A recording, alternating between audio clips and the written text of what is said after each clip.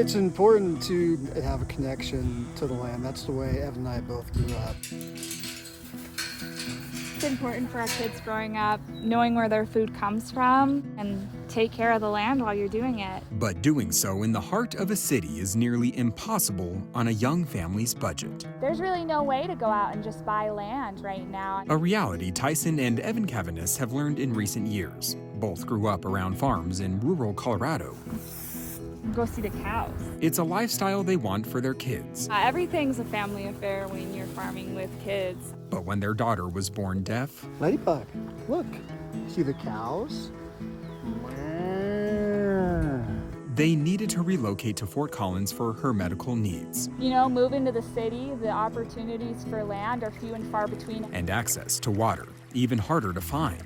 But luckily, they found Poudre Valley Community Farms, a grassroots organization that helps pair small farming operations with the land they need. Fort Collins in northern Colorado is an area that's experiencing an incredible amount of population growth and development, and that puts real pressure on farmers who are trying to start farms in this area. Stacy Lishka, executive director of Poudre Valley Community Farms, helped the Cavanises find land for their herd to graze.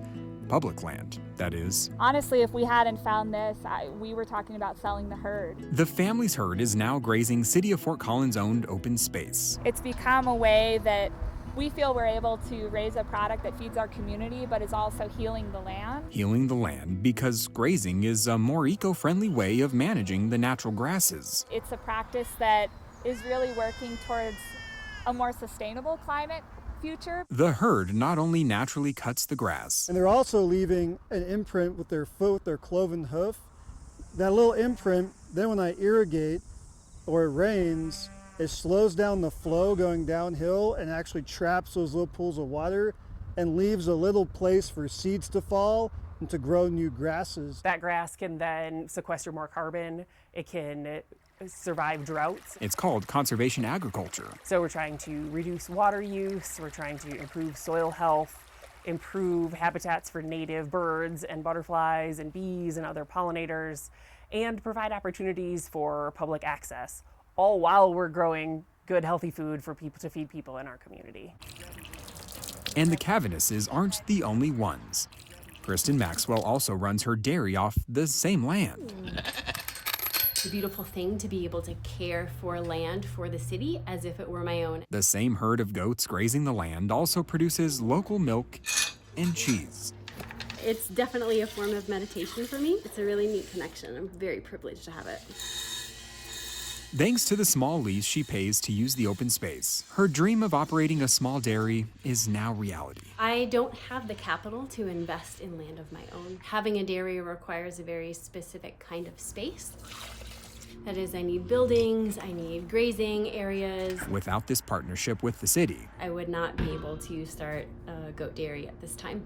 Matt Parker with Fort Collins Natural Areas says this concept is helping cut down on emissions. Mowing uses fossil fuels, and we don't have to do that. And grazing reduces on standing dead matter, which reduces wildfire risks in the winter.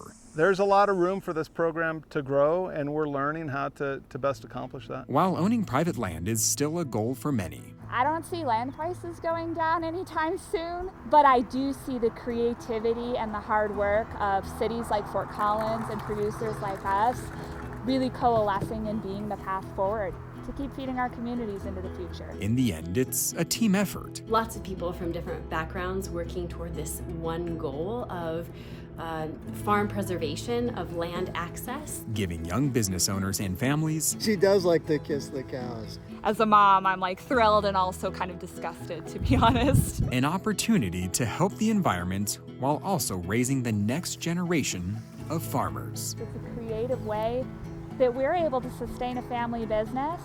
We're helping the city meet its conservation goals. And really, I see creative partnerships like this as the path forward for land access. You know, it can be hard, but I think it's also kind of beautiful. And it's part of their story. Dillon Thomas, What more can I give them as a mom? covering Colorado First.